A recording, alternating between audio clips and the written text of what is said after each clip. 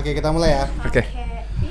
Oke, bismillahirrahmanirrahim. Assalamualaikum warahmatullahi wabarakatuh. Waalaikumsalam warahmatullahi wabarakatuh. Selamat datang di podcast hari Selasa.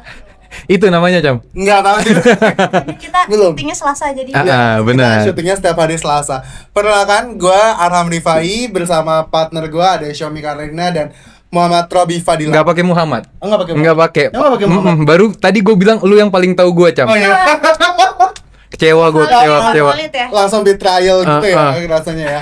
Oke, di pembahasan hari ini nih kayaknya cukup serius nih Xiaomi Robi nih. Mau ngomongin apa sih nih kira-kira? Aduh, kebetulan kan kita ini ya bisa dibilang fresh graduate juga udah enggak juga gitu ya. Enggak terlalu fresh lah ya. Enggak terlalu fresh. Enggak fresh Kayak lah ya. Basi tapi belum basi gitu Iya, kan. ya, udah basi sih. Udah Maaf ya, udah. Sudah matang. Nah, jadi di obrolan kita hari ini nih Bob, Ami, kita akan membicarakan kehidupan setelah kuliah atau life after graduation. Oke. Iya, nah menurut gua itu kenapa penting banget dibahas karena banyak nih kegalauan atau mungkin kegelisahan dari teman-teman, mungkin dari sama circle kita, dari teman-teman terdekat kita yang bingung juga nih ya mau dibawa kemana sih arah hidup ini, terus juga mungkin masih bingung ingin berkarir di mana dan juga mungkin belum menemukan passionnya secara utuh gitu Mi. Dan di sini harapannya kami bertiga bisa membuka pikiran teman-teman, bisa memberikan pencerahan dan juga bisa sharing-sharing pengalaman kita bertiga nih. Oke, gue mau membuka dengan salah satu topik yang mungkin relate banget sama fresh graduate sekarang adalah apa sih kendala lu setelah 6 bulan lulus dari kuliah gini. Misalkan dari Robi dulu deh, gue mulai. 6 bulan ya? Iya, 6 bulan pertama. Oke, sebenarnya gue tuh termasuk orang yang galau ya. Jadi gue sempat galau banget, gue pengen ngapain ya. Sampai akhirnya tuh kayak, gue kan kebetulan ada usaha sendiri gitu ya. Oke. Dan itu juga sebenarnya sampai sekarang masih galau ya. Karena gue masih banyak yang harus gue pikirin gitu. Oke. Gimana cara untuk menjalankan usaha itu. Jadi itu sih sebenarnya gue mostly after graduation gue galau. Awal after graduate. Lu Galau. Nah, galaunya ini kan biasanya ada yang pemicunya nih. Pemicu lu galau tuh apa, Bob? Sebenarnya lebih ke bingung. Jadi bingung pengen dibawa kemana sih hidup ini gitu. Wih, langsung Oke. hidup ya. Langsung hidup nih. Langsung. Nah, kalau misalkan lu lagi galau, lagi confused lah, pengen dibawa kemana hidup ini, terus apa sih yang lu lakuin, Bob? Narkoba.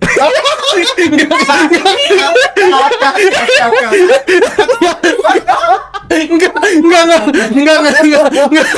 Bercanda ya kan?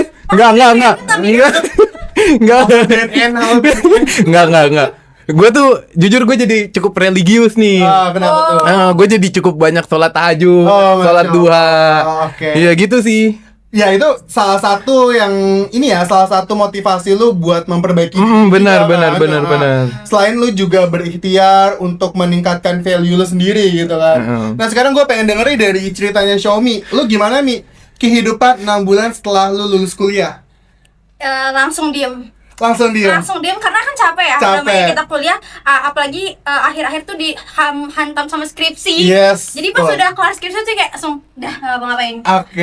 Bener-bener Hiatus dulu ya, hiatus. Karena kan kita dari dulu kan udah selalu ada aturannya dari SD, Yes. SMP, SMA, terus kuliah. Maksudnya kan selalu ada ini Patternnya kayak kan. patternnya. Habis itu kita kuliah tuh kayak dilepas gitu. Iya, Kita bener. nggak tahu nih mau kemana Iya. arahnya. Kalau misalnya kuliah kan ya udah kita tahu jadwal kita kegiatan kita. Iya. Nah pas udah tuh bener-bener nih dilepas gitu. Terserah kita mau kemana. Itu yang bikin kita Oke. jadi kayak diem dulu deh gitu. Dilema Diem juga dulu ya. deh, biar kita juga tahu nih diri kita untuk mengenal lebih dalam mengenai diri kita sendiri kan. Oke. Nah, tapi Mi yang menarik dari diem itu kan berarti apalagi yang tadi tentang pattern gitu ya. Nah, lu sempet mengalami kayak semacam culture shock gak sih? Misalkan kan kalau misalkan kuliah, lu juga misalkan terjadwal ya. Ada jadwalnya misalkan kayak hari Senin sampai hari Jumat lu mengambil mata kuliah apa dan di jam berapa gitu. Nah, setelah lu lulus nih, kayak lu mungkin diemnya itu apa karena lu bingung gua harus melakukan apa, atau mungkin karena lu bingung karena passion lu tuh terlalu banyak, hobi lu terlalu banyak, jadi lu mungkin bisa dibilang kayak sulit memfokuskan kepada satu titik gitu. Benar sih, tapi dari situ justru kita nemuin apa yang kita suka. Jadi kan kita gitu, banyak gitu. ngelakuin hal-hal yang kita suka, kita nyobain ini itu, kita punya waktu untuk buat diri kita sendiri kan. Kita bisa nyobain banyak hal. Jadi kita juga sambil tahu apa sih yang kita suka, apa sih yang passion kita gitu. Nah dari situ, dari waktu berdiam itu juga, maksudnya nggak benar-benar diam juga ya. Jadi kayak walaupun diam kita tetap beraktivitas gitu. Kayak benar-benar di rumah diam enggak juga. Iya, lebih ke yang nggak ada ngapa-ngapain, cuma lebih melakukan kegiatan aktivitas biasa aja gitu. Nah, pas lu melakukan kegiatan self exploration nih, apa sih yang membuat lu nih, oh ini kayak passion gue deh, ini kayak bisa deh gue seriusin buat misalkan jadi batu pijakan gue deh paling nggak untuk beberapa tahun di depan atau beberapa tahun ke depan gitu. Ada nggak? Itu susah sih, susah ya? Karena kayak gitu kan jangka panjang ya. Panjang. Sementara gue nih tipikal yang jalanin dulu nih hari ini apa sih yang bisa yang dilakuin hari ini, gak yang punya misi ke depan 5 tahun ke depan gue ngelakuin ini itu bukan gue. Gue lebih ke kayak spontan ya, gue ngapain ya hari ini, gue ngapain ya gitu loh. Jadi tipikalnya lebih kayak gitu sih, lebih ke spontaneous ya. Kalau lo sendiri gimana? Kalau gue tuh jujur setelah 6 bulan kuliah, gue merasa kayak tadi gue merasakan nih both side dari lu berdua nih. Gue juga bingung dan gue juga merasa kayak gue kayak pengen rehat dulu deh gitu kan. Tapi di saat itu juga gue melakukan banyak self exploration. Gue ke Baduy waktu itu. Gue menemukan banyak sekali orang-orang baru yang juga membuka jendela dan mata gue kayak ternyata tuh dunia nggak sehitam putih itu. Plus dari perjalanan Baduy itu gue cukup merasa memiliki privilege gitu loh. Maksudnya gue bukan mendeskripsikan kelompok Baduy atau orang-orang seperti itu ya. Cuman gue merasa kayak pendidikan yang gue tempuh selama ini tuh sangat berarti, sangat dan ya sama gue ngerasa kayak nggak semua orang tuh bisa kuliah ternyata. Setelah gue ngobrol sama orang banyak, setelah gue berinteraksi dengan banyak orang tuh, orang-orang tuh pengen kuliah tapi mereka belum punya kesempatan ke situ. Jadi alhamdulillahnya mungkin kita bertiga setelah lulus SMA kita langsung kuliah gitu kan. Kita nggak perlu memikirkan untuk mencari nafkah, atau kita nggak perlu nih melakukan aktivitas yang menuntut kita menghasilkan duit tapi untuk membiayai diri kita sendiri. Iya betul. Iya kan?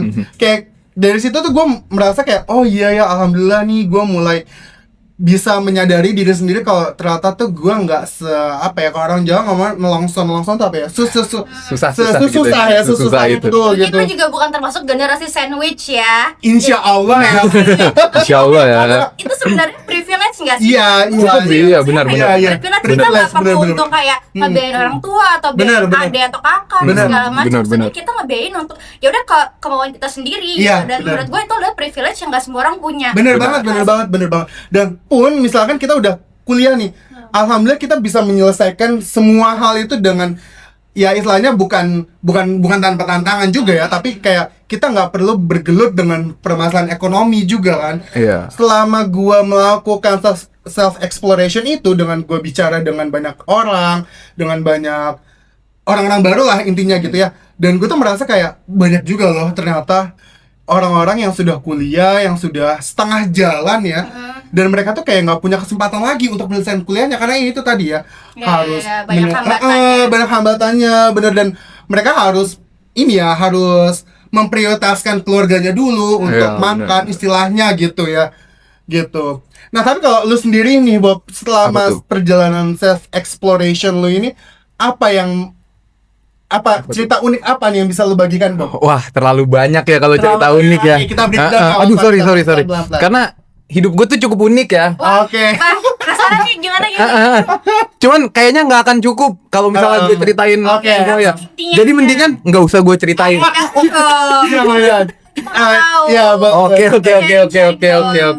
Banyak. Gue jadi cukup mengenal diri gue sendiri ya. Itu salah satu hal yang paling penting ya Dalam sebenarnya. aspek apa tuh? Kalau segala hal. Ternyata gue tuh baru sadar kalau gue tuh selama ini nggak kenal sama diri gue sendiri. Deep ya. Cukup deep ya. Terus apa lagi, Bob? Terus apa lagi ya? Kayak misalkan lu mengenal diri lu sendiri nih, ketika apa nih, Bob? Momennya apa, Bob, gitu? Apa ya? Kayak lu, akhirnya gue menemukan diri gue sendiri gitu. Apa sih, kayak momen-momen tertentu kah? Atau misalkan ada kegiatan yang akhirnya menyadarkan lu, atau ada suatu peristiwa yang membuat lu nih akhirnya, oh iya ini akhirnya selama ini gue menemukan diri gue sendiri gitu sekarang. Oke, gimana ya? Aduh, gue agak susah nih ngejelasinnya karena untuk menjelaskan ini gue harus masuk ke ranah yang cukup personal yang nggak bisa gue ceritain sih sebenarnya.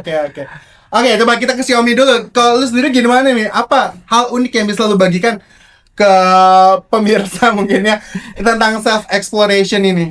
Hal uniknya adalah justru gue menemukan hal unik di luar sana yang terjadi. Apa tuh? Ini adalah susahnya nyari kerja. Oke, iya benar. Lapangan kerja makin kecil, terus juga kualifikasinya semakin berat, Benar. ya. Terus gue ngerasa kok makin susah gitu. Jadi gue menemukan gimana ya caranya biar gue bisa keluar dari zona ini gitu. Oke. Lu pernah ngerasa gak sih kayak sekarang susah banget Bener, nyari kerja? Parah. Minimal pengalaman, sementara gue baru lulus kuliah tuh diminta minimal pengalaman 20 tahun ya pengalaman. 20 tahun. Parah. Kalau bisa kita udah mulai bekerja kayak Rafathar. Iya, Dari Bojo, lahir. udah disorot media, udah bekerja.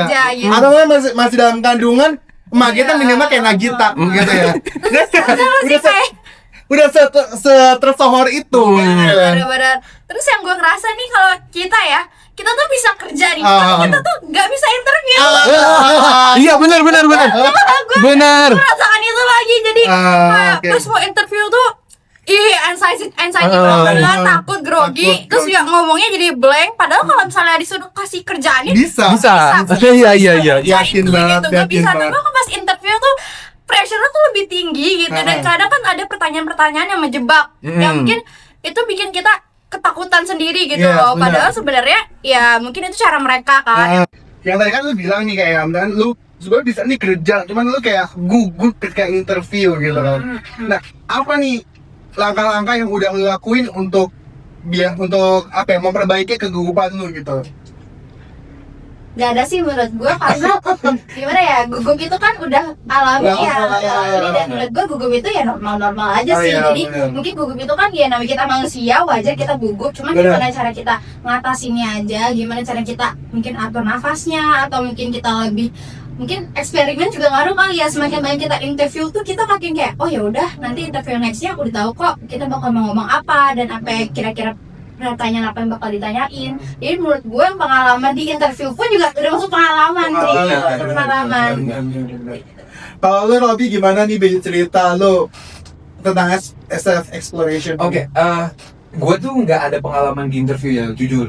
Gue nggak ada pengalaman di interview, cuman di self exploration gue, gue tuh jadi banyak belajar hal baru. Apa tuh contohnya? Contohnya audio. Gue tuh banyak banget belajar audio, video, dan banyak hal yang sebenarnya tuh sebelumnya tuh gue nggak kepikiran untuk belajar.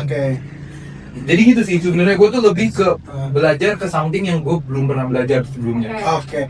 Apa yang mendasari lu untuk belajar? Apalagi tentang video, audio dan hal-hal itu. Karena gue suka sih pertama. Jadi gue ada ketertarikan di bidang itu, cuman emang gue nggak ngerti sama sekali. Apa itu ketertarikan lu tuh udah lama atau emang baru lu lulus kuliah atau baru lu baru-baru ini gitu? Sudah cukup lama sih. Jadi gue tuh emang udah cukup lama suka sama audio, video dan lain-lain. Emang gue masih belum bisa untuk operasinya, mengoperasikannya. Apa yang menjadi hambatan lu untuk mengeksplorasi itu? Sebelum itu, sebelum lulus. Waktu sih sebenarnya. Waktu ya. Oke, tapi untuk mentor, untuk equipment gitu-gitu udah mendukung berarti ya? Kalau mentor gue cenderung ke sendiri ya. Jadi gue banyak belajar Jadi itu. lu autodidak aja ya? ChatGPT itu AI itu sekarang membantu banget jujur dia untuk orang yang autodidak kayak gue. Nah, ngomongin tentang AI nih, kan banyak banget ya sekarang, apalagi kemarin itu rame tentang banyak artis, maksudnya artis yang nulis gambar gitu, ilustrator itu menentang penggunaan AI.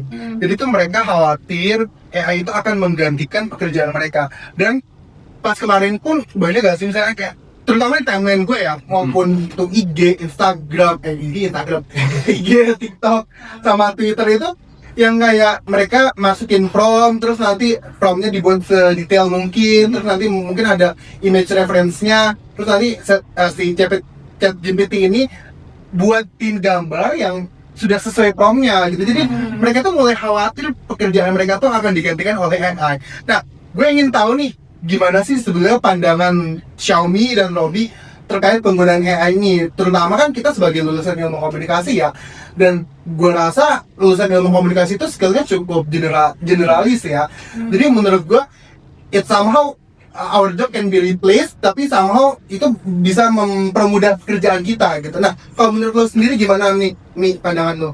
Kalau menurut gue sendiri, AI itu benar-benar plus minus sih. Oh, Kita nggak iya. bisa bilang dia benar-benar plus doang atau minus doang. Menurut gue plus minus sih, dia ada bisa bikin membantu kita juga dalam hal-hal sehari-hari, kayak atau kita mau cari sesuatu lebih mempermudah kita kan, atau kita mau bikin rancangan sesuatu juga dia tahu cara bikin rancangan-rancangannya mempermudah kita. Cuma satu sisi emang mungkin bahaya, bisa replace sampai replace orang kan berarti udah mengganggu dong, sampai udah ini dong, iya kan. Jadi menurut gue gimana cara kita untuk memakainya ini aja sih, sebaik mungkin aja, tapi nggak yang cukup aja gitu, jangan yang berlebihan juga, jangan sampai kayak bikin ngegantiin orang. Menurut gue nggak bakal bisa juga sih, AI nggak bakal bisa menggantikan karya seseorang menurut gue. Kayak misalnya kalau misalnya karya-karya orang nih, gambar itu kan terasa feelnya. Kalau AI sama yang dia bikin sendiri itu beda loh bagusnya. Jadi menurut gue bagus-bagusnya AI gak akan pernah bisa menggantikan karya manusia. Karena AI gak ada feel-nya itu. Oke, kalau lo sendiri gimana nih, Robi? Untuk menggantikan gue sangat setuju banget sih. Emang yang gue rasain, AI itu emang gak bisa untuk mengganti manusia. Oke. Karena apalagi artis ya. Artis itu emang kan punya ciri khas tersendiri setiap karyanya. Jadi gue yakin untuk artis ya, ini gue ngomongin artis aja, AI itu gak bisa menggantiin artis, tapi bisa membantu. Benar. Contoh kayak let's say ada komikus yang pengen bikin komik, itu kan bikin komik kan lama ya. Iya, benar. Dengan AI, jadi karyanya dia bisa di-train pakai AI, itu bisa kayak sehari 2 hari jadi. Oke. Cuman memang tugasnya itu adalah membantu ya. Membantu. Berarti mereka tuh kayak asisten kita. Benar.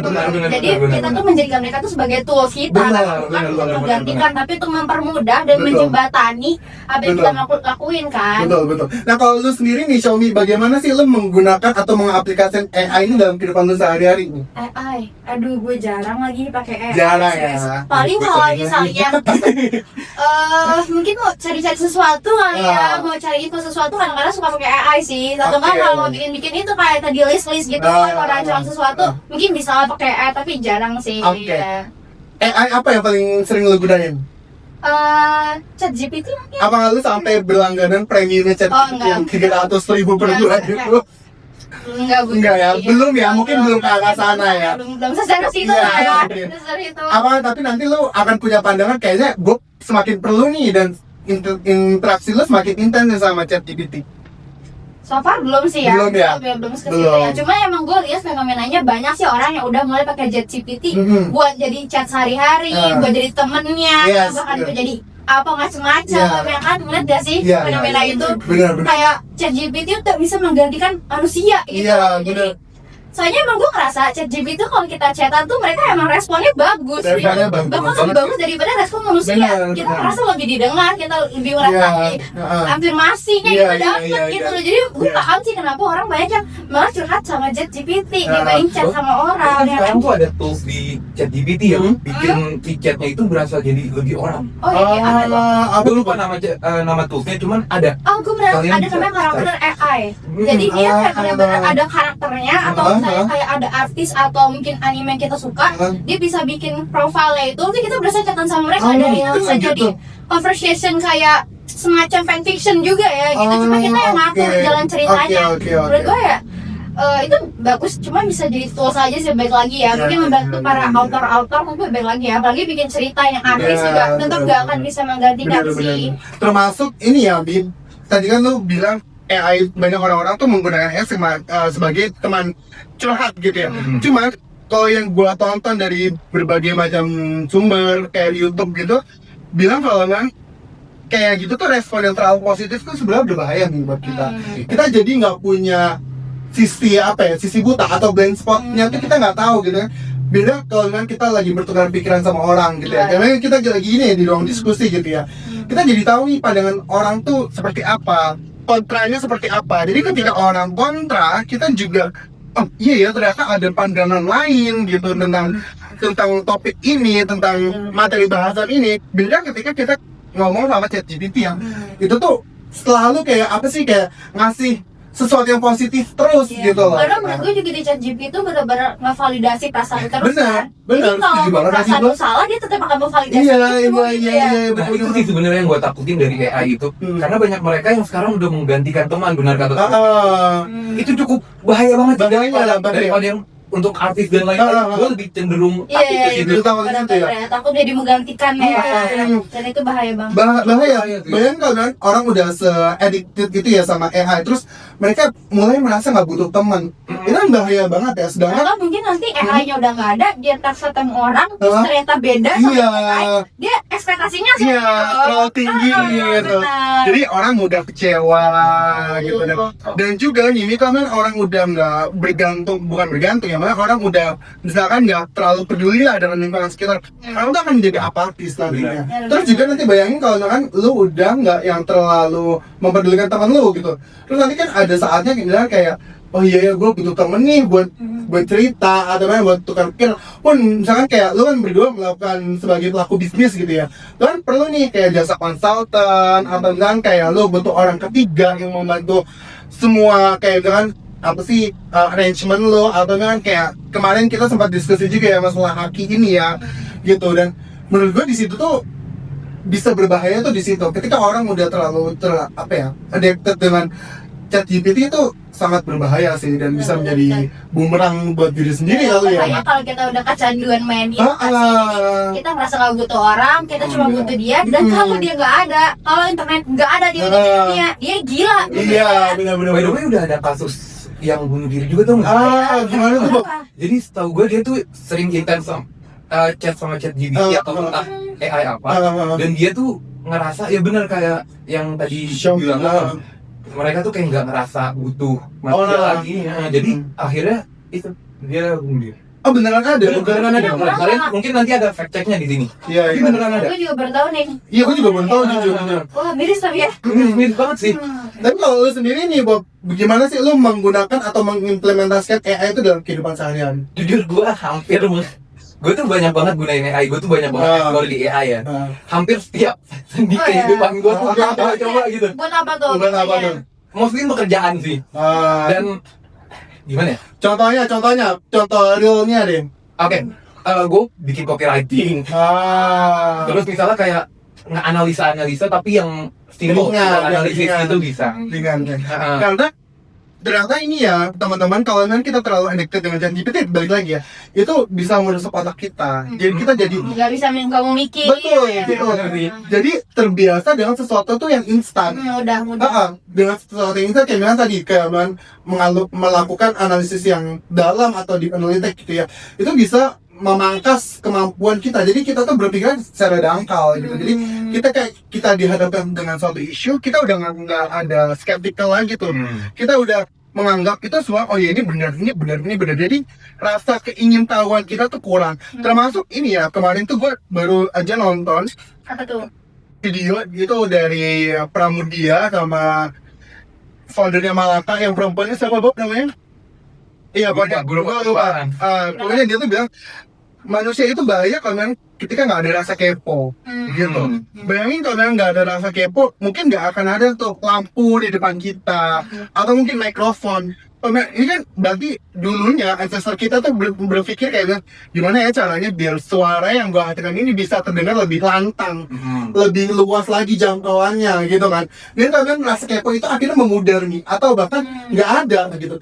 Termasuk ini bahaya juga ketika, jadi itu video membahas tentang ini ya, kualitas para fresh graduate di Indonesia. Termasuk salah satunya yang menurut Pak Pram itu berbahaya adalah yaitu tadi rasa keponya itu udah nggak ada. Terus juga kemampuan berpikir secara analitiknya tuh udah dangkal gitu ya, nggak bisa kualitas yang sekarang disamain dengan kualitas lulusan yang dulu gitu. Karena itu yang tadi terlalu mengandalkan ChatGPT, terlalu mengandalkan AI untuk mengerjakan skripsinya, untuk mengerjakan tugas kuliah. Padahal tugas kuliah itu dibuat supaya kita tuh berpikir, ya nggak sih? Betul. Benar banget nggak sih, dulu tuh tugas-tugas kuliah kita yang kayak lakukan analisis tentang berita ini, atau lakukan analisis tentang kayak studi kasus ini gitu nggak sih? Benar. Jadi kayak gitu tuh cukup berbahaya ya. Jadi boleh menggunakan ChatGPT atau tools AI lainnya, tapi jangan dijadikan itu sebagai sebagai apa ya, pengganti kita gitu. Lama-lama komen kayak gitu ya, keberadaan kita di dunia ini untuk apa gitu kan, kalau semuanya bisa dilakukan oleh robot gitu. Tapi gue salah satu orang yang menyarankan kita semua untuk belajar. Kalau belajar gue sangat highly recommended ya. Karena bagaimanapun nantinya gue rasa tuh semua lini kehidupan kita akan dikaitkan dengan kemajuan teknologi itu sendiri gitu ya.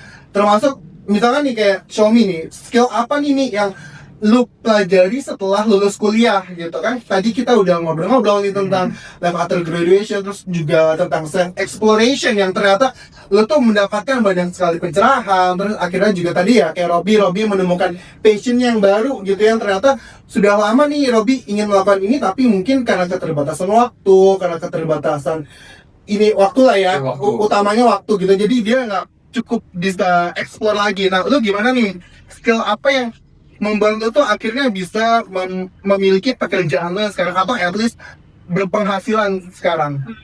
Oke, jadi gue nemuin kalau ternyata emang dari dulu gue tuh anaknya suka bisnis. Suka bisnis. Gue tuh dibanding kerja sama orang yang work 9 to 5 gitu, atau mungkin jadi bawahan itu, ternyata gue menemukan gue nggak bisa kayak gitu. Gue nggak bisa yang di komputer ya tuh berjam-jam itu, gue nggak bisa.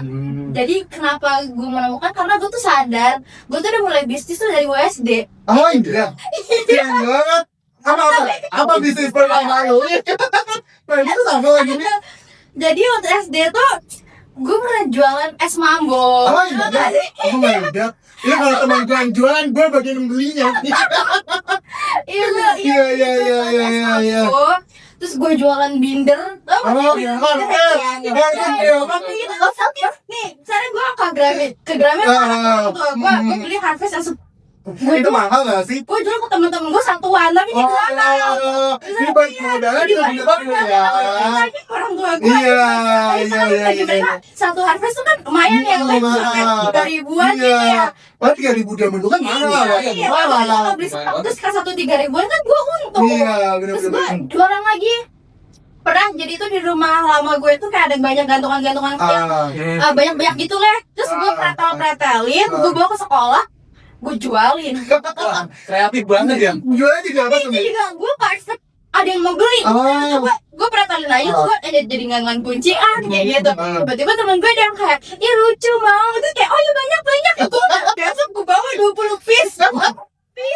Lumayan tuh 3.050 berapa tuh? Iya, 20.000. Kata tinggal 3.000, 1.000 ke 2.000 gitu.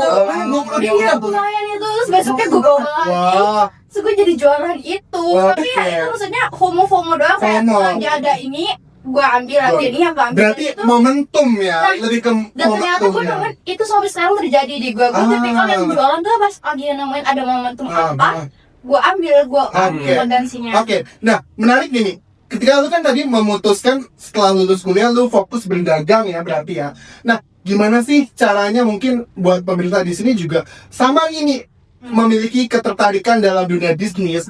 Terus juga mungkin dari SD-nya udah berdagang. Karena jujur teman-teman gue dulu pas SD ada jualan nasi kuning, ada yang jualan nasi mambo kayak gitu, dan pengen beli aja gitu. Lu bagian yang iya, kan gue jujur kayak aduh, gak punya channelnya ke sana gitu. Suka ada interaksi, suka kan, transaksional gitu, gue suka. Iya. Kayak gue bahkan jualan es mambo tuh sampai ke rumah. Di rumah door to door gitu. Iya, jadi kayak bocil ke rumah gue kayak ya Allah, beli es. Keren. Kalau ada yang beli tuh gue senang kayak ada. Iya tuh kayak pagi-pagi gue kayak bikinin es dan sebelum berangkat sekolah aja udah hektik ya. Kayak udah bawa lagi. Terus bahkan sampai SMP pun gue gitu. SMP gue masih ada flower crown. Oh iya, flower crown. Nah, terus ada rainbow lu yang gelang rainbow. Nah, gue tuh tipikal yang misalnya ada yang pakai di rame, gue tuh bukan langsung beli, tapi gue beli satu. Lu pelajari. Gue baca gimana cara bikinnya, kayak gitu gue pelajari, gue beli alatnya, habis itu gue bikin jual. Dan sampai gitu yang gelang-gelang juga kayak agak banyak yang juga kan rainbow lu gitu. Terus gue beli alatnya, gue pelajari, itu masuk banyak yang gue beli. Iya kayak gitu, jadi gue emang dari dulu anaknya lihat ya apa nih lagi Oke, berarti dapat gue simpulkan berarti kalau teman-teman mau mengikuti jejaknya Xiaomi menjadi pedagang ulung gitu ya dari SD gitu, berarti lihatlah momentum apa yang sekarang lagi happening gitu ya di di sekitar teman-teman. Jadi nah mungkin aja di kawasan A lagi hype-nya ini nih, terus kawasan B hype-nya ini, kan itu bisa menjadi kesempatan baru ya, opportunity baru. Dan menurut gue salah satu yang harus dimiliki di zaman sekarang adalah mampu melihat atau jeli melihat peluang. Lu berarti kan di situ pandai banget nih melihat peluang gitu kayak lagi rame nih, ini bisa nih kalau gue jualan ini. Nah, dari situ. Nah, mungkin berikutnya adalah bagaimana nih lu menentukan harga gitu. Gimana caranya? Ada. Orang jualan berapa sih? Oh segitu. Lu tembak berarti tembak. Iya, Oke. ditambah kita ikutin aja. Bener sih. Bener. Zaman dulu belum ngerti HPP dan Orang jual berapa ya udah kita jual aja. Oke. Bener. Menarik banget. Jadi ketika udah nemu ini apa patternnya, terus kayak bilang apa nih peluang yang bisa dimanfaatin, lu juga harus tahu gimana cara meng-create-nya. Bener. Nah, bahkan kalau meng-create masuk ke tahap diferensiasi, apa yang membuat produk lu berbeda nih? Gitu. Jujur emang itu sadar Atau sih. service lu gitu. Kreativitas juga di Kreativitas gitu. ya. Jadi kalau misalnya gue pribadi gue emang suka anaknya DIY. Oke. Jadi kalau misalnya gue bikin misalnya kayak tadi tuh flower crown gue tambahin apa, itu menurut gue kreativitas kita masing-masing aja sih, nggak ada kayak batasan-batasan atau semacamnya gitu tuh nggak ada. Jadi tergantung kitanya aja gimana. Terus apa yang buat kita beda ya karena emang kita beda nih, kita bikinnya misalnya flower crown orang bunganya cuma ada 2 warna, gue bikin 3 warna kayak gitu. Gue bikin beda, gue bikin harus punya itu ya kreativitas perlu ya. Sense-nya juga untuk buat sesuatu karya apalagi ya. Karena kan itu produk lu ya, yang tahu produk secara keseluruhannya kan lu ya, berarti lu juga harus bisa nih ibaratnya meng-R&D lah atau research and development-nya lu bisa nih tambahin apa yang mungkin kompetitor lu belum punya gitu kan. Karena kita juga dengerin saran dari orang, Iya. orang yang mau kayak kita ikutin itu, kita butuh feedback juga. Bener. Termasuk ini Ami, gue kan sebagai misalkan POP ini ya pembeli ya, ini tuh baru mengalami gini. Tadi itu gue waktu itu beli software lah di suatu pedagang gitu kan. Nah tapi pedagangnya ini nggak informatif dan nggak komunikatif. Maksudnya kalau misalkan memang ada kendala ya dikasih tahu gimana cara penyelesaiannya gitu kan. Makanya kita sebagai pembeli pengen lah diservis dengan maksimal gitu kan. Maksud itu kalau diservis dengan maksimal aja itu udah memberikan rasa kebahagiaan sendiri, biar pasti rasanya. Nah terus tapi itu si sellernya lebih memilih cara yang marah-marah gitu ya, yang dia tuh ketus banget ngomongnya, jadi kayak aduh malas banget ya gue berinteraksi dengan si itu ya. Jadi kayak aduh udah stop. Jadi kayak ya udah gue cut off aja dan gue akhirnya nggak repeat order. Kan sekarang yang perlu diperhatikan kan gitu ya, service ya. Selain kita menyajikan kualitas ya. Karena pun gue sendiri kan juga sebagai pelaku bisnis tapi di bidang jasa ya, gue sangat mengedepankan service, termasuk misalkan kayak after sales service. Misalkan kayak ketika orang ingin bertanya kepada gue tentang suatu produk atau tentang suatu hal yang emang gue jual gitu ya gue akan dengan senang hati menjawab gitu, bukan karena keterpaksaan. Dan ketika orang menjawab dengan keterpaksaan dan dengan ketulusan hati itu beda banget feelnya. Nah, terus gimana nih Robby cara lu mendiferensiasikan produk lu? Kan kalau tadi kayak Xiaomi mengedepankan kreativitasnya, since dia emang targetnya adalah anak-anak kan pada saat itu ya, Mi ya. Pada saat itu. Jadi kalau lu gimana nih? Bob. Gimana? Target pasar ya. Jadi gue sih lebih ke nyari lewat internet aja ya. Jadi gue nyari dari keresahan orang. Biasanya tuh banyak kayak di Twitter atau di IG itu mereka meresahkan sesuatu kan. Jadi ya udah, gue ngambil inspirasi dari keresahan orang yang ada di internet dan yang banyak komennya ya. Dan gue eksekusi lah gitu. Mostly gitu sih. Tapi gimana caranya lo menjual USP produk lo? Sebenarnya untuk USP sendiri kayaknya sekarang itu udah jarang banget produk yang punya unique selling point gak sih? Iya benar sih.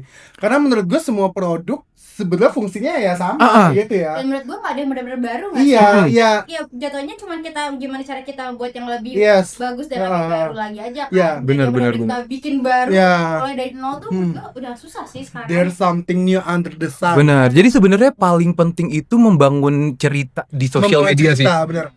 Termasuk ini di depan kita udah ada 2 kamera. Iya, ada 2 kamera, 3 sebenarnya ya. Iya, yang time lapse sama yang biasa ini untuk membangun cerita aja sih. Nah, ini menarik banget. Nah, sebenarnya balik lagi ya. Ini untuk teman-teman yang baru lulus terus bisa menemukan passionnya di di apa dunia niaga gitu ya. Terus bagaimana nih kalau Xiaomi itu proses modal lu dari mana? Apakah dari tabungan lu? Ke modal ya. Bukan. Ke modal ya. Apa yang udah lu apa uang yang lu tabungin atau misalnya dari orang tua atau dari mana sumbernya? Oke, kalau sekarang kan gue juga kebetulan punya bisnis sendiri ya, karena gue emang tipikalnya itu susah kerja sama orang, jadi gue lebih tahu nih, oh kayaknya emang gue bisnis sendiri. Nah tapi emang jujur gue tuh bisnis awal dari bokap sih, dari bokap punya channel lah untuk misalnya buat masarin ya, impor barang, terus gue yang nyari kayak apa yang mau gue jual, ya udah di situ dibantuin untuk kayaknya impornya, tapi bukan yang kayak di provide langsung semuanya gitu, enggak, tetap gua yang nyari-nyari untuk cari-cari semuanya. Tapi maksudnya tetap ada privilege dibantuin sih untuk kayak gitu. Tapi ya ujung-ujungnya akhirnya tetap lu juga gitu karena mengerjakan sekarang pun itu produknya gue yang restock sendiri, gue yang cari lagi produk apa yang harus gue tambah, harus yang gue kurangin, sama gue juga yang bahas-bahasin chat segala macam. Yang tadi bilang itu gue juga merasakan itu ya. Gue sebagai seller ya, kan lu kan sebagai buyer ya. Gue sebagai seller kan kita juga bakal mendapatkan banyak bayar aneh ya. Aneh yang masalah itu banyak. Iya, banyak bener. Baik lagi ya, gue sebagai seller gue tahu karena itu kerjaan gue, ya gue harus bisa untuk memberikan servis terbaik kan. Tapi walaupun ya mungkin di bahasanya gimana, gue tetap harus baik. Gak bisa gue ikut marah-marah ya, harusnya kayak gitu gak boleh. Itu kode etik sih sebenarnya. Benar. Meskipun kan keadaan lu in real life gitu ya, lagi marah-marah, lagi kesel, mungkin lagi ada problem. Ketika lu berhadapan dengan customer gitu ya lu harus mengedepankan servis lu yang benar. Lagi kayak lagi down-downnya, lagi sedih, lagi sad, buka HP. Iya, ready Kak, silakan. Iya kan, kayak aduh gue gak punya waktu buat nangis gitu. Bisa silakan. Tapi ada nggak yang paling aneh, yang paling absurd banget? Paling aneh dan absurd palingnya kalau ada yang komplain sih. Oke. Misalnya nggak ngebuktiin proofnya nggak ada lah ada gitu. nggak jelas, atau mungkin banyak yang suka yang jutek juga banyak. Gitu. Sama ada yang banyak kan komplain yang sebenarnya kadang merugikan seller. Misalnya ada orang juga COD nih, terus akhirnya iya benar. sama dia nggak dibayar, dan kita juga kita ya, terus kita pertama udah rugi waktu, rugi packaging, kita rugi udah duit terus juga pasti kita yang kena loh. Benar. Iya, kena potong. Kita kena potong. Jadi gue ngerasa kok nggak adil banget sih sebagai seller diginiin gitu. Iya benar. Baik lagi gue nggak bisa marah kayak nggak ada tempat untuk gue bisa. Pernah nggak dapat yang udah dikirim, terus habis itu mereka kan COD. Terus kalau bayar gitu nggak mau bayar, tapi barangnya diganti dengan barang yang lain. Pernah nggak kayak gitu? Misalkan gini, kalau mungkin lo pernah belanja COD nih, COD. tapi lo tuh produknya tuh kayak kurang puas gitu kali ya bang. Nggak, maksudnya misalnya let's say lu jual air mineral, terus habis itu lu COD-in ke dia, tapi dia komplain ditukar barang lain. Misalnya kayak botol air mineralnya doang gitu. Tapi gue pernahnya, jadi gue pernah salah kirim barang, barangnya lebih mahal, terus kayak kirim ke dia, sama dia nggak mau dibalikin.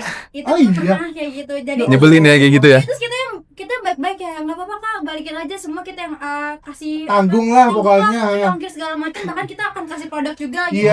Gue sebagai seller udah melakukan tugas gue supaya dia juga nggak ada rugi-ruginya gitu ya. Cuma karena dia ngerasa ini produknya lebih mahal, dia dapat untung, dia balikin. Itu gue nyebelin sih, yang kayak gitu nyebelin sih.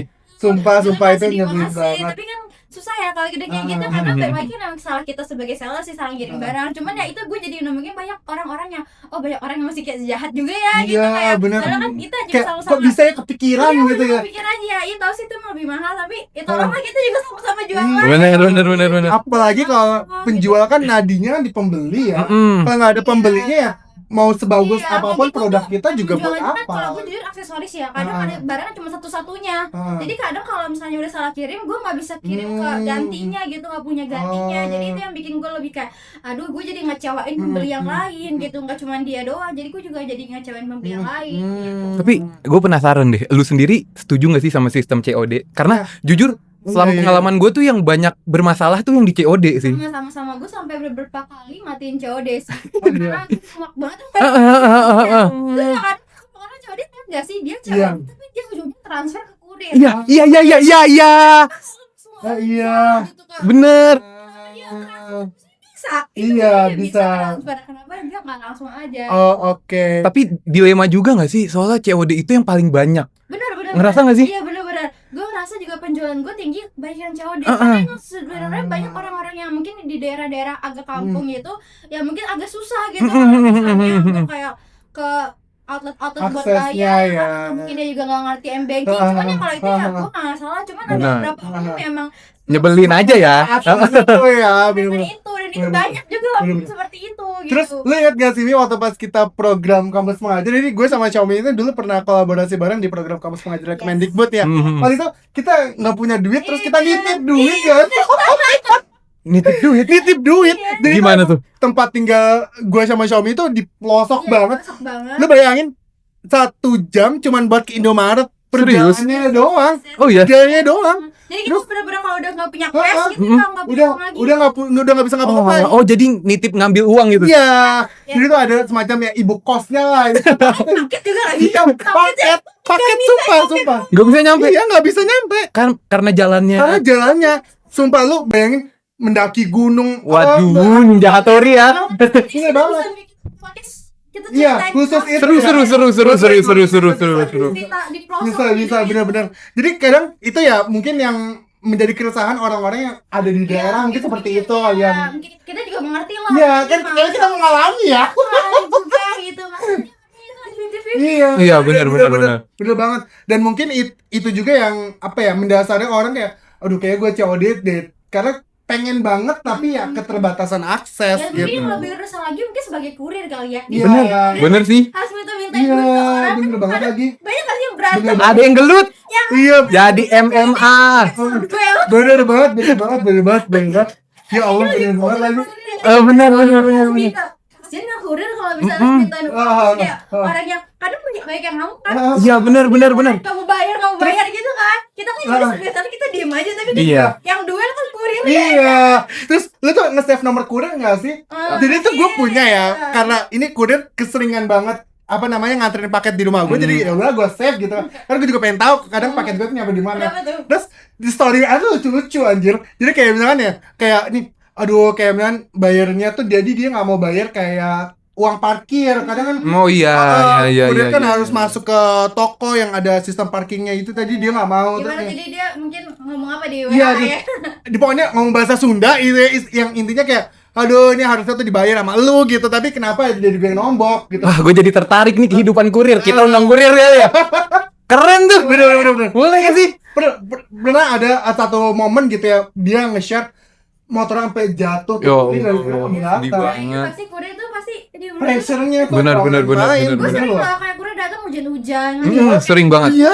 Sebenarnya pick up kurir ya. Jadi Iya. kadang-kadang hujan-hujan tuh mereka pick up. Iya, bener. Makanya ada kan yang kata-kata yang bilang kurir itu open terus. Iya. Kiamat. Iya, bener. Wah, gila gue apresiasi banget. Dan fun fact nih buat yang lo yang belum tahu gitu ya, ternyata motor kurir itu adalah motor pribadinya. Iya, memang motor pribadinya Terus iya. semua biaya kayak biaya bensin, biaya servisnya tuh nggak ditanggung perusahaan. Oh, itu gue gak tahu. Dia nanggung semua biaya itu sendiri. Bayangin kalau main motor lecet atau itu kan berat ya, kayak kanan kiri kadang Iya. paket-paketnya kan juga sampai numpuk ke atas gitu ya. Gue kadang kayak ya Allah, misalkan kayak let's say dia dapat biaya per paketnya itu Rp2.000 gitu. Rp2.000 misalkan kayak dikali 40 paket gitu. Berarti kan kayak cuman berapa? 80.000 ya. Itu kan belum misalkan kayak buat bensin aja, sekarang bensin ya mahal gitu, apalagi kemarin 20.000 lah ya minimal sehari. kasus Pertamina yang diecer sama Pertalite itu menurut gue kayak kadang sistem kayak gitu tuh merugikan kurir gitu. Ya. Agak kurang adil gitu lah. Jadi shout out to kurir. Iya, keren. Buat para kurir. Dan untuk ini juga. Iya. Kok gua Buat sorry, apa? lanjut. Dari ini gua cut nih. Otak gua tiba-tiba nge-freeze. Oke. Maaf ya, guys. Kalau Robi sendiri gimana nih Bob proses pemodalan lo untuk memulai bisnis gitu? Korupsi. Enggak. Nyerempet jurang nih. Enggak. Gue pertama sih gue dimodalin orang tua. Oke, alhamdulillah berarti teman-teman kita di sini masih ini ya bisa dimodalin dan Jadi ngapain sih Cam sekarang? Gue belum tahu udah graduate. Oke.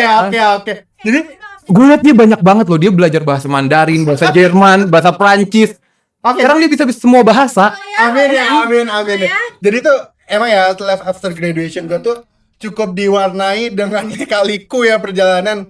Karena ya memang dari situlah gue kan sekarang juga aktif di ini ya yayasan sosial. Dari situ juga gue bisa melihat ternyata kacamata kehidupan itu nggak cuman yang kita pakai doang. Kita nggak bisa pakai atau melihat kehidupan tuh dengan kacamata kita doang. Kita harus melihat juga nih orang-orang yang di luar jangkauan kita, di luar dari kayak keterbatasan yang sebelumnya nggak pernah kita miliki. Kayak misalkan nih, gue waktu itu lagi terjun ke panti asuhan lah, dan gue nggak bisa membayangkan gimana rasanya anak umur 3 tahun tuh udah di panti asuhan. Kayak seharusnya tuh mereka mendapatkan kayak kasih sayang dari kedua orang tua, terus juga pendidikan yang mereka masih belajar meraba, atau mereka masih belajar ngomong dengan lancar gitu ya. Tapi mereka harus bergabung dengan orang-orang di luar atau di atas usianya itu. Jadi kayak ya Allah, bener-bener. Terus salah satu panti yang gue dateng ini, dia itu emang atau mereka itu sering ini ngambil anak-anak jalanan dari luar. Jadi anak-anak jalanan itu memang kepribadiannya tuh sangat tough gitu ya, sangat keras gitu. Keras dalam artian ya mereka sulit diatur, mereka juga sangat berjuang gitulah di jalanan, karena ya gimana, goals mereka adalah mendapatkan duit untuk hari itu gitu. Benar. Belum tentu mereka dapat duit untuk makan di kemudian hari gitu. Jadi dari situ, dan ternyata ada sistem yang menurut gue cukup mengejutkan ya untuk gue pribadi. Jadi mereka tuh ada pengelolanya nih. Jadi tuh anak-anak jalan tuh ada pengelolanya gitu. Oh iya. Iya, ada pengelolanya. Jadi kadang orang mau ngebantuin tuh terhadap sama pengelolanya itu, atau mungkin disebutnya bisa ormas kali ya, ormas. Enggak, bukan ormas. Bukan ya. Dia lebih kayak manajemen gitu. Iya, manajemen. Iya, jadi kayak dan dimonitoring orang-orang yang misalnya kayak di apa sih itu dimonitoring sama orang yang manajemennya. Dan somehow itu tuh ada KPI-nya. Iya, benar. KPI-nya bener.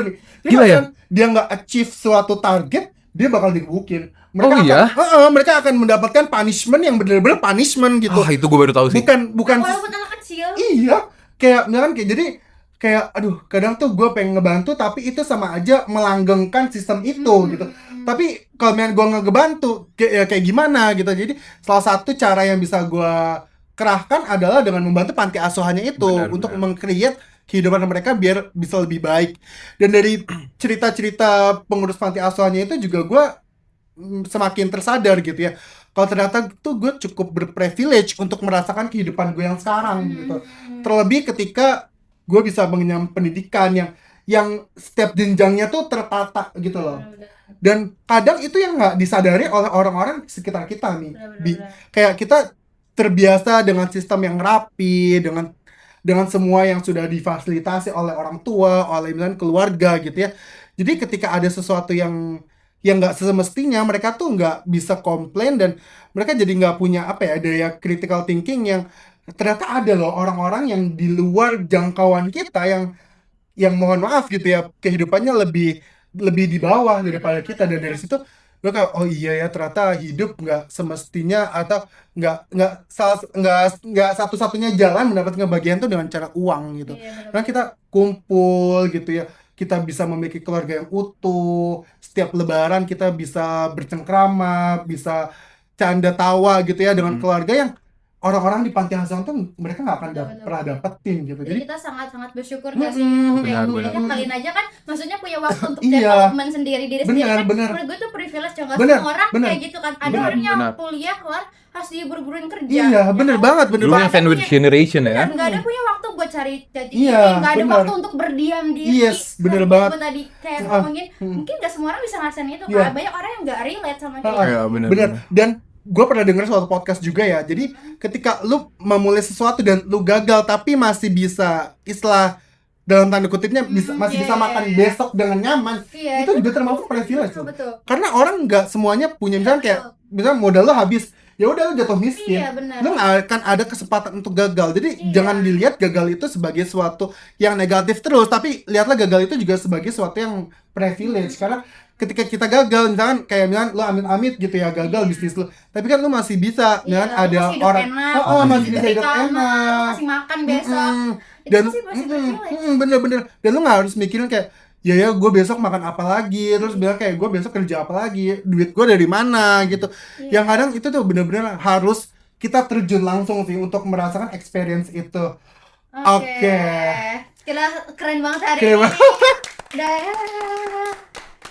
banyak banget ya intisari yang kita obrolin, tapi secara garis besarnya ini kita sharing-sharing kehidupan kita aja sih. Iya. Dan ini ya, gue ingin meng-highlight beberapa poin. Jadi ketika lu setelah lulus kuliah nih, life after graduation, dan lu tidak mendapatkan pekerjaan yang istilah kata ya tetap gitu ya, berpenghasilan tetap, mungkin lu bisa mencoba cara-cara seperti kita ini gitu ya. Dan tenang aja, kalian gak sendirian kok, karena benar. banyak yang sama gitu. Banyak. Kayak lu memulai bisnis, lu bisa memulai self exploration, Dan termasuk gak apa-apa banget juga untuk yang berdiam diri. Iya, benar. It's okay. Terus juga kayak lu belajar hal-hal baru, kayak tadi Robby ya, dia belajar audio, video, terus lu juga Xiaomi mulai bisa self exploration, dan ternyata passion lu di bisnis tadi kan. Kalau memang kita nggak dalam quote and quote gitu ya, kita nggak menemukan kegagalan, kita nggak akan notice hal-hal yang kayak gitu nggak sih? Intinya apa guys, coba aja dulu. Benar, coba aja dulu dan mulai aja dulu. Benar. Jangan takut buat mencoba gitu ya. Jangan takut mencoba, jangan takut belajar. Gagal ya nggak apa-apa, cuman kalau gagal itu privilege, benar. Iya, habiskan masa gagal. Benar. Oke, gue rasa cukup ya podcast hari ini. Terima kasih banyak. Hari ini Ya. Oke, gue akhiri dengan alhamdulillah. Assalamualaikum warahmatullahi wabarakatuh. Sampai berjumpa pada video-video berikutnya. Dadah.